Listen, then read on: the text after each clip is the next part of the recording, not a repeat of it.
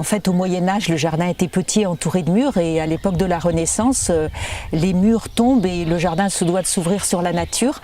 Et on doit passer d'une partie très structurée et pouvoir, comme on disait à l'époque, descendre en sapré. Et ici, c'est merveilleux parce qu'on le fait très facilement. On a la chance d'avoir ce grand étang qu'on a remis en eau. Et donc, on a ces coins très structurés dans lesquels on se sent bien, mais on peut aussi aller jouer, se sentir totalement dans la nature, sur la rive sud de l'étang par exemple. Et puis, on peut aller voir les meules de foin dans les prés.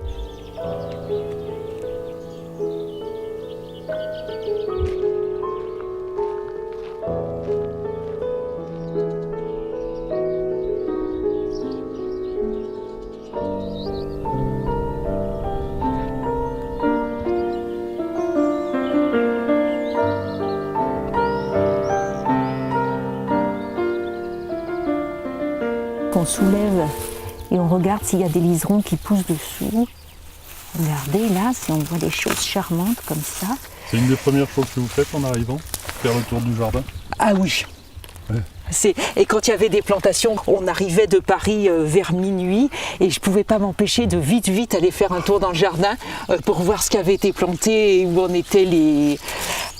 Et là encore, quand on arrive à minuit, je ne fonce plus dans le jardin. Mais le matin, je me lève à 6h ou à 7h et puis je vais voir où en sont mes fleurs et lesquelles ont le plus besoin de moi.